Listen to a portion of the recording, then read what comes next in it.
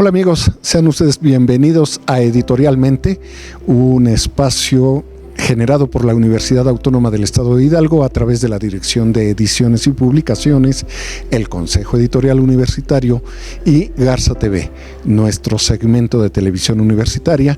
Y es un espacio en el que invitamos a nuestros profesores investigadores para que nos platiquen qué están haciendo en sus áreas de trabajo, cuáles son sus intereses de estudio, de investigación y desde luego algo muy importante, cuáles son sus resultados a través de estos libros donde plasman y comparten lo que han estado trabajando ellos en conjunto, en equipo, a veces con el apoyo de alumnos, cosa que nos parece muy interesante porque los van metiendo al proceso de investigación, de estudio. Y bueno, en esta ocasión vamos a platicar sobre este libro, Disposiciones Neoliberales, los juegos de la municipalización en Teacalco y Tonanitla. Es un libro, obra del doctor Edgar Noé Blancas Martínez. Doctor, bienvenido y gracias por aceptar esta invitación. Gracias a usted por la invitación y es un placer estar aquí para platicar de este libro. De este libro que además, bueno, es un libro resultado de un trabajo exhaustivo de 4 años, nos comentaba usted, ¿verdad? Así es, cuando cursábamos el doctorado en sociología, fuimos desarrollando esta investigación y ya posteriormente el trabajo doctoral, pues lo pulimos y lo dirigimos a otro público para convertirlo propiamente en este documento. En un libro, además un libro de consulta, un libro de investigación, un libro que ofrece muchos elementos importantes para entender el fenómeno de la municipalización, que muchas veces nos preguntamos por qué Oaxaca tiene 2.500 y a veces son comunidades pequeñitas, por qué Hidalgo tiene 84, por qué Tlaxcala tiene creo que 60, y como que queremos pensar que el asunto de los municipios es un asunto de proporción territorial y hay muchos más vértices, que es lo que usted nos explica aquí. Pero antes de entrar al libro, cuéntenos cuál es su historial académico. Bueno, soy profesor de la Universidad Autónoma del Estado de Hidalgo, estoy dentro del Instituto de Ciencias Sociales en el área de Sociología y Demografía y actualmente, bueno, me estoy desempeñando dentro del área de Sociología como doctor en Sociología, pero detrás de mí, digamos, en la formación, yo me inicié como licenciado en Administración Pública y tal vez ahí cierta respuesta a la temática que estoy tratando, porque como administrador público tuve la posibilidad de trabajar en un municipio y de darme cuenta de una serie de fenómenos que se estaban suscitando ahí y de generarme una serie de dudas. Después cursé la maestría en análisis regional en la Universidad Autónoma de Tlaxcala y eso fue, digamos, mi primer vínculo con la sociología, pero también con la geografía, más profundamente con la economía. Así que lo que hago, si bien es sociología, lo trato de hacer a lo mejor con menor nivel de profundidad, como alguien que se forma desde licenciatura hasta doctorado como sociología, pero tal vez con una mayor amplitud hacia otras disciplinas. Además, las ciencias sociales, bueno, todo el conocimiento humano, pero las ciencias sociales en las áreas que usted nos menciona, tienen una capacidad de integración asombrosa y sin embargo no pierden la singularidad de cada disciplina científica. Creo que eso es algo que nos han enseñado ustedes a lo largo del tiempo con sus libros sobre todo. Sí, siempre, porque finalmente lo que conecta las diferentes ciencias sociales es lo social. Claro. Digamos, las ciencias sociales en esta separación que hacemos solamente es en términos de enfocarnos a fenómenos o a perspectivas muy particulares de observar aquello y siempre será mejor el resultado de una investigación que se obtenga cuando haya ese ejercicio de interdisciplinariedad. ¿Cuál es la pasión por meterse a las ciencias sociales? Para que los jóvenes que lo vean y que se interesen o en empezar una licenciatura o una maestría o un posgrado, se animen. ¿Por qué los animaría usted a profundizar en las ciencias sociales?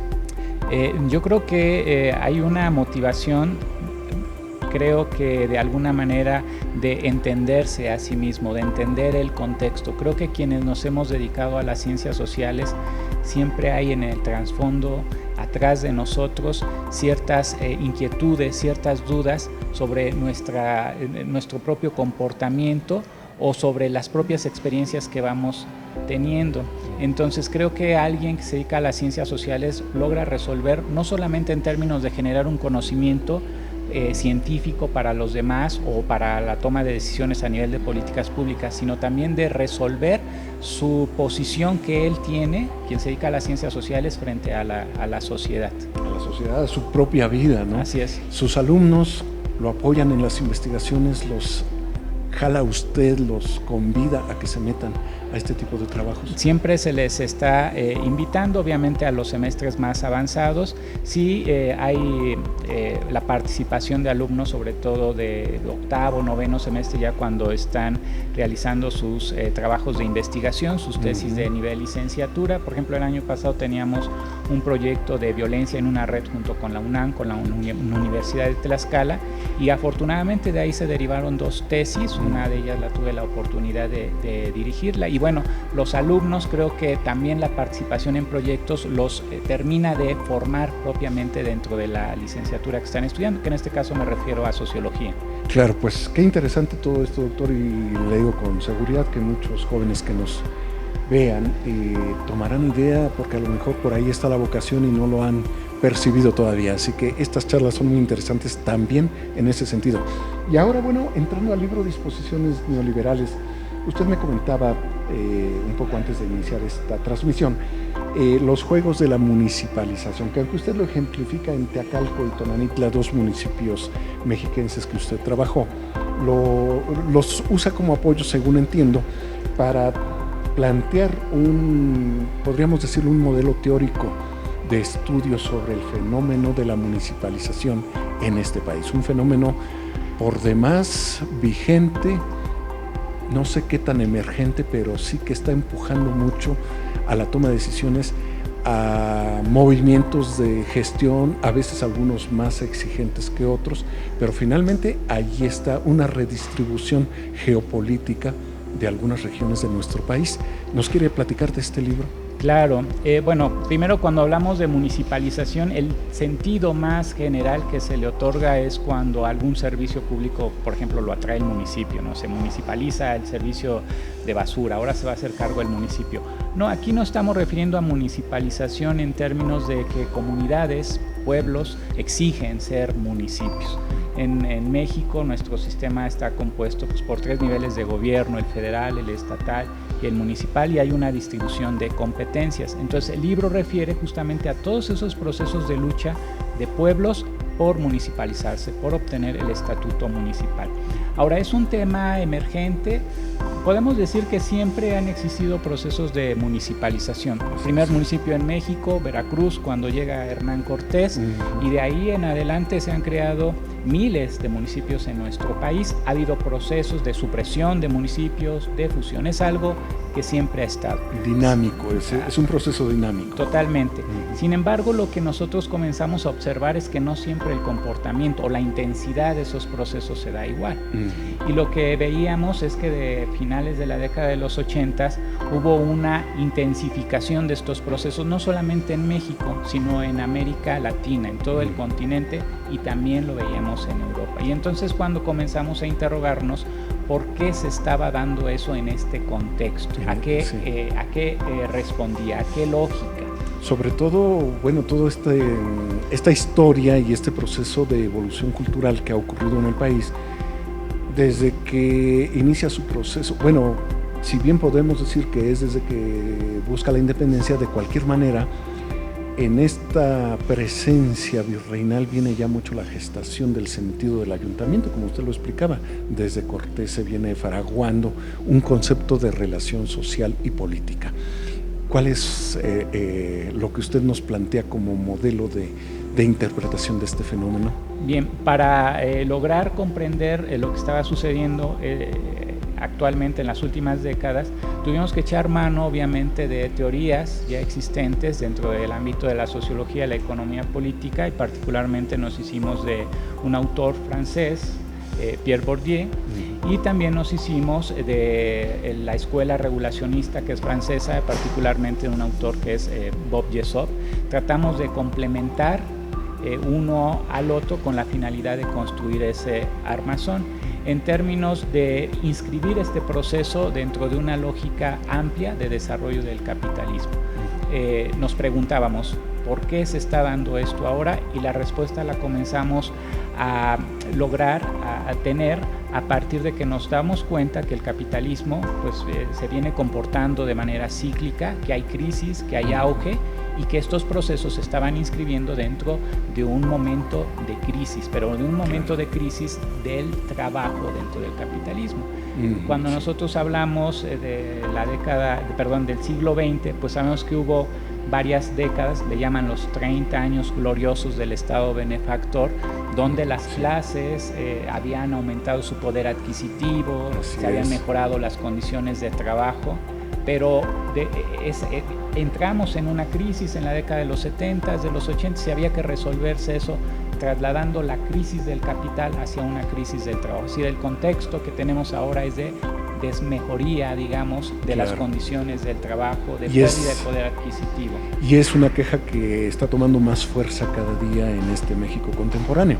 Totalmente, y entonces tratamos de conectar ese contexto muy amplio propiamente con los procesos, y tenía algo que ver, diríamos, tal vez desde la ciencia política básica, simple. Este es un proceso meramente político, el que un pueblo quiera convertirse en municipio, pero nosotros queríamos ir más allá. ¿Qué conexión existía? Sí, las razones, las causas, las inquietudes, la visión de podemos decir, de un microcosmos político a un macrocosmos que sería el país. Podemos jugar un poco con estas ideas. Indudablemente. ¿Qué es lo que sucede? Cuando llegamos a la década de los 80 en México, los gobiernos comienzan a transformarse, y no solamente en México, en toda América Latina, en Europa, y decir la corrupción, el endeudamiento, la baja de productividad, la alta burocracia, todo eso nos ha llevado a la crisis. Hay que transformar los gobiernos, hay que descentralizar, hay que, decía Miguel de la Madrid en un discurso de campaña de 1981, hay que recuperar la enorme cantidad de energía social que hay en lo local.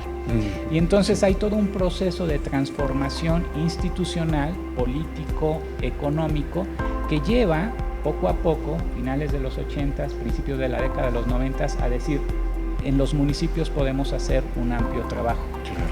Ya que los gobiernos federales, centrales, no hagan la gestión o el trabajo de toda la política, toda la infraestructura. Una actitud muy paternalista que duró años, ¿no? Un centralismo, nuestro sistema político era muy centralista, un partido oficial donde se jugaba, digamos, con todo el andamiaje institucional, y entonces hay un proceso de descentralización, de trasladar funciones, de trasladar competencias, de trasladar recursos. Y estos recursos comienzan a llegar de manera importante a principios de los 90 a los municipios. Además, hubo además un trabajo muy fuerte desde el aspecto legislativo de darle más fuerza, más importancia, más énfasis al municipio.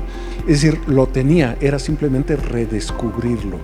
Y yo creo que esto también se da en otros espacios científicos y culturales. Recuerdo en la historia, por ejemplo, esta preocupación de recuperar la importancia de lo local que impulsa mucho don Luis González y González en la microhistoria, y como esto podemos encontrar la regionalización de ciertos temas educativos en los programas de educación básica. Es decir, la región pequeña, el municipio como fórmula política, empieza a ser visto de otra manera. Totalmente. Sí, no, y lo podemos ver en la misma universidad, ¿no? O sea, la investigación en el país estaba centralizada en la Ciudad de México. Y en los grandes fenómenos. Claro. Y ahora hay todo un proceso de mirar hacia lo local, de ver que desde ahí se puede trabajar, y hay derrama de recursos. En la provincia también vivimos. Así es. Esa fue un poco la línea, el mensaje que se recuperó.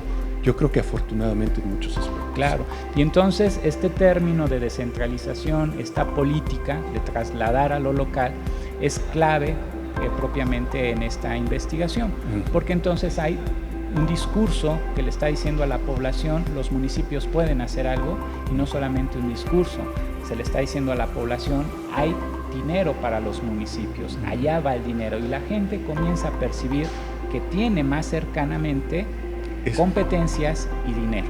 Y además responsabilidades. Así es.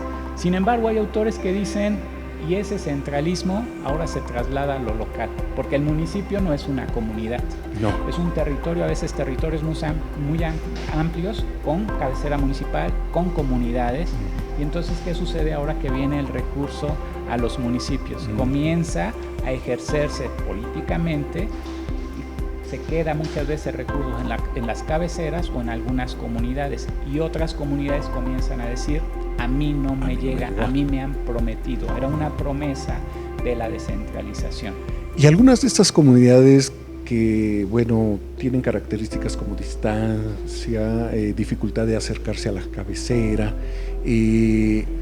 pero que también llegan a tener cierto crecimiento y cierta dinámica social, económica, empiezan a inquietarse y a decir, yo puedo ser un municipio. ¿Es también una visión que usted ha detectado? Totalmente, claro, porque, y de hecho cuando nosotros hacíamos la revisión de todos los movimientos de aquellos pueblos que querían convertirse en municipios, pero todavía no lo eran, lo que nos encontramos en la prensa es justamente el discurso que usted está señalando, es decir, nosotros hemos crecido, tenemos industria, contribuimos con impuestos. ¿Somos mayores de edad política? Así es, incluso había comunidades, o hay comunidades, que son incluso económicamente más importantes que la cabecera municipal, donde se concentra el poder, y que no ven la derrama justamente de los recursos.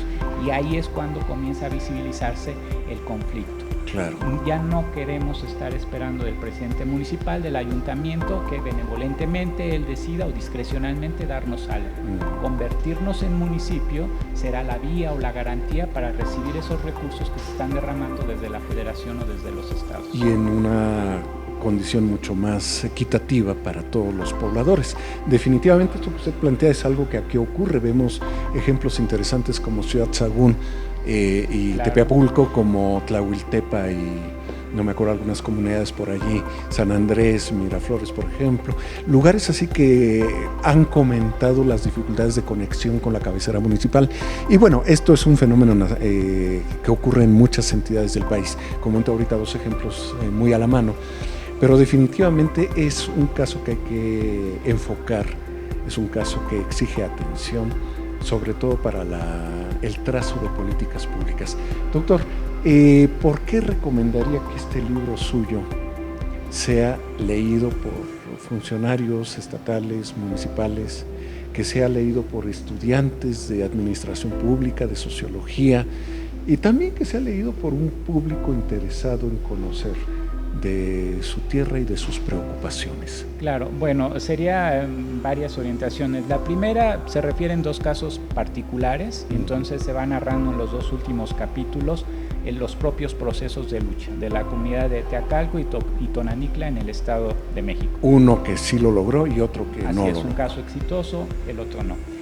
Segundo, porque se da cuenta en los primeros capítulos de cómo se ha comportado, cómo se han comportado estos procesos, es decir, cuántos municipios se han creado, cuántas luchas vigentes hay. En el caso del Estado de Hidalgo, pues tenemos propiamente estos procesos, estas demandas, pero también a quien está interesado no solamente en la cuestión de caso o del comportamiento del fenómeno a nivel de una generalidad, sino en términos más de cómo interpretar otros procesos, me parece que el libro contribuye justamente con un andamiaje de comprensión, es decir, de cómo insertar procesos locales, incluso a nivel individual, en contextos sumamente amplios, ¿no?, de desarrollo del capitalismo. Y de ahí la intención de colocarle como título al libro disposiciones neoliberales, y que aquí hay un juego en la palabra disposiciones. Usted notará que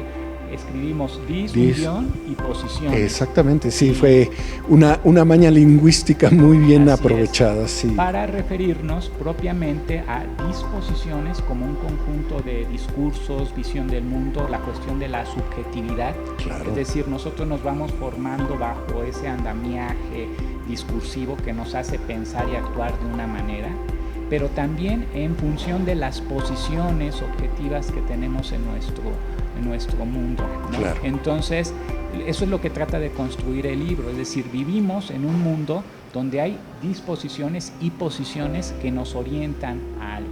Estos procesos de lucha municipal no se dan solamente por sentimientos, por prácticas, por historia, por identidad del pueblo, sino que hay todo un contexto discursivo y objetivo que funciona a nivel de disparador para que se dé algo. Nosotros somos sujetos neoliberales, nuestras prácticas son neoliberales, y lo son ¿por qué? Porque tenemos una mentalidad conformada de acuerdo a ese tipo de discursos, pero también gozamos, podemos verlo en términos positivos, pero también negativos, de un contexto objetivo, de una serie de condiciones que nos motiva a actuar de determinada manera, ¿no? Es decir, el ser desempleado, el ser pobre, el ser profesor, etcétera, se vive de manera distinta según esas disposiciones y posiciones en las cuales estemos ubicados. Entonces, una invitación a situarnos en un momento histórico y hacer conciencia de que los eventos, los procesos, los acontecimientos que se dan en ese momento histórico tienen una inscripción a nivel subjetiva y a nivel objetivo. Claro, y además, doctor, yo creo que algo muy importante, no se pueden tomar decisiones a la ligera, hay que estudiar la realidad, pero hay que fundamentarse también en un buen bagaje teórico, y definitivamente esto nos llevará al mejor trazo de políticas públicas en pro de la población. Doctor, interesante la charla que nos ha compartido usted. Gracias por aportar este libro, que además lo pueden conseguir en la librería Carácter, desde donde estamos transmitiendo. Qué fabuloso espacio, doctor, aquí. Además, para que ya vayamos escogiendo los libros de regalo de Navidad. De aquí salimos con un saco. Desde luego que sí, venga aquí a Carácter Librería en el Pabellón Universitario de Ciudad del Conocimiento. Y doctor Blancas, pues muchísimas gracias por esta charla, por compartirnos este libro, pero además por presentárnoslo en esta ocasión. Estoy seguro que muchos de los amigos que nos estén viendo se interesarán por conseguirlo. Y bueno, pues entérese, infórmese y sobre todo vea la vida con una formación mucho más amplia. Muchísimas gracias, y a usted que nos siguió en este programa también le agradecemos su interés. Muy buenas tardes. Esto es Editorialmente.